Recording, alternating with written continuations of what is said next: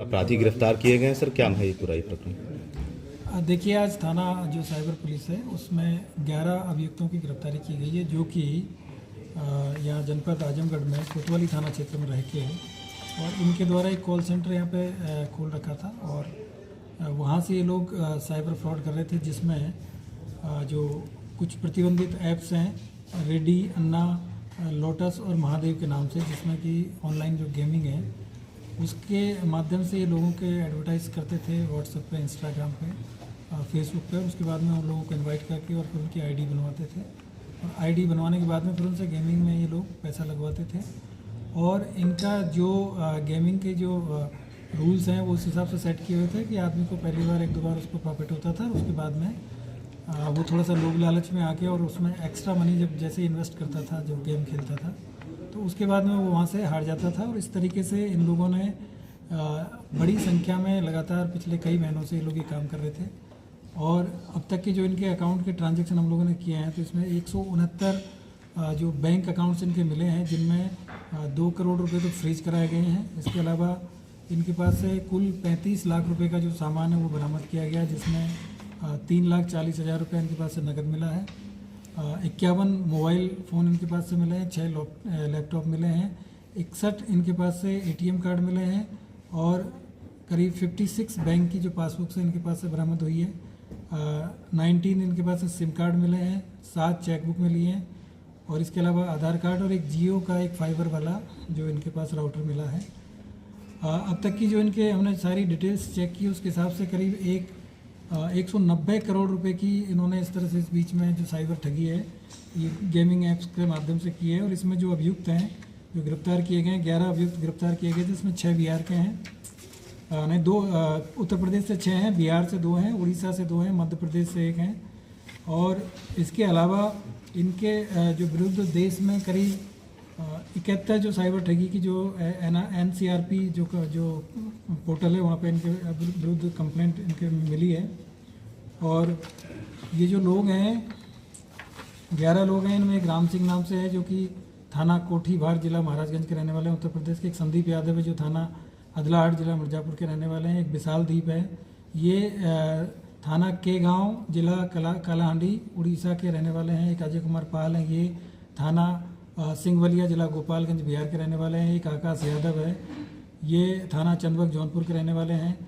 पंकज कुमार पांडे हैं, ये थाना बरगी जिला मध्य प्रदेश के जबलपुर मध्य प्रदेश के रहने वाले हैं। प्रदीप छात्रिया हैं, ये थाना बंगो गुंडा जिला ये बलांगीर उड़ीसा के रहने वाले हैं। इसके अलावा विकास यादव है, ये थाना अदलाट ये मिर्ज़ापुर के हैं। आनंदी कुमार यादव हैं, ये थाना कटोरिया जिला बांका बिहार के रहने वाले हैं। मिर्जा उमर बेग ये थाना सरायमीर जनपद आजमगढ़ के रहने वाले हैं। इसके अलावा एक अमित गुप्ता हैं जो कि कोटीवार जिला महाराजगंज के रहने वाले हैं। और इन सब इनके जो साथी हैं, 2 साथी इसमें वांछित भी किए गए हैं, एक विनय यादव हैं और एक सौरभ है जो कि एक बनारस के रहने वाले हैं। और एक का भी एड्रेस हम लोगों ने आइडेंटिफाई इनका करना शेष है। इस तरीके से ये जो पूरा गैंग है, यहाँ इन्होंने जनपद आजमगढ़ में थाना कोतवाली क्षेत्र में एक व्यक्ति से पहले मकान यहाँ पे किराए पे लिया और उसमें उनको बोला कि हम लोग यहाँ पे कुछ ऑनलाइन क्लासेज लेते हैं, तो इस तरह से इन्होंने ऑनलाइन क्लासेज के नाम से यहाँ पे रूम किराए पे लिया। और फिर ये लोग वहाँ से बाहर मतलब ये जितने भी लोग हैं ये सब अलग अलग जगह से ट्रेनिंग दे के इन लोगों को यहाँ पे लाया गया था। और यहाँ पे ये 24/7 इनका जो गेमिंग का जो काम था वो चलता था। रात में भी इनकी ड्यूटी रहती थी और दिन में भी ड्यूटी रहती थी। अभी तक जो लोग पकड़े गए हैं प्रथम दृष्टया ये वो लोग हैं जो कि एक्चुअल में उस पोर्टल को हैंडल करते थे और जो भी बेनिफिट होता था उसको फिर ये लोग इनके पास जो अकाउंट्स थे उन अकाउंट्स में ट्रांसफ़र करते रहते थे। और कई लेयर में जाके फिर ये लोग लास्ट में उनमें से जो पैसा है उसको अपने जो बेनिफिशियरी जो लोग थे इनके जिनका सबसे ज़्यादा उन्होंने फ़ायदा उठा रहे थे उनके अकाउंट में ये लोग उसको जो अमाउंट होता था उसको ट्रांसफ़र कर देते थे। और ज़्यादातर इस तरह के जो केस में जो नई उम्र के लोग हैं, कुछ लोग इसमें ये समझते थे कि भाई गेम खेलते हैं कुछ पैसा मिल जाएगा, 1-2 बार उनको प्रॉफिट होता था, उसके बाद में जैसे प्रॉफिट हुआ तो वो लोग फिर ज़्यादा इसमें धनराशि लगाते थे। और जैसे 1 लाख रुपया लगाया और 1 लाख रुपये का उनको अगर कुछ 1,20,000 मिल गया तो उसके बाद में अगली बार आदमी 4-5 लाख रुपये लगाता था और दोबारा फिर उसका सारा का सारा पैसा ये लोग उसमें से उस तरह का इन्होंने उसमें जो प्रोग्रामिंग किया हुआ था उस गेम के अंदर कि आप 2-3 बार में अगर पैसा कमा लियो तो अगली बार फिर आप कमा नहीं पाएंगे। और इनके बाद में उस चीज़ का ये भी था कि अगर कोई व्यक्ति गलती से ज़्यादा पैसा इसमें कमा लिया, जैसे एक केस इसमें इन्होंने बताया है कि उन्होंने पहले 1 लाख रुपया लगाया, फिर उसके बाद में वो जीत गए। तो फिर इनको थोड़ा सा लगा कि उसके बाद फिर उससे दोबारा इन्होंने और पैसा उसको मोटिवेट किया।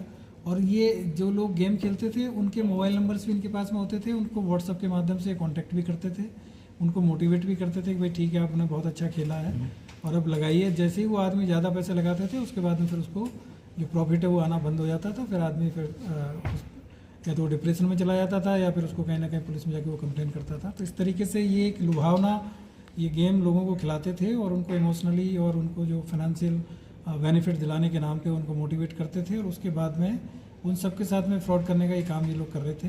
और जो फाइनली इनका जो पैसा है इसमें जो भी इन्होंने जो मोबाइल नंबर्स वगैरह ये यूज़ करते थे, इसमें जो कोड होता है जैसे यहाँ पे इंडिया का 91 है, उसी तरीके से इन्होंने श्रीलंका और आसपास की जो कंट्रीज़ है उसके जो ऑनलाइन नंबर्स इन्होंने ले रखे हैं इंटरनेट के माध्यम से, और उसी से ये लोग उनसे कांटेक्ट करते थे जिससे कि इनकी लोकेशन ट्रेस आउट ना हो और ये पता ना चले कि ये लोग कहाँ से गेमिंग का जो काम है वो कर रहे हैं और कहाँ पे इन्होंने अपना कॉल सेंटर खोला हुआ है।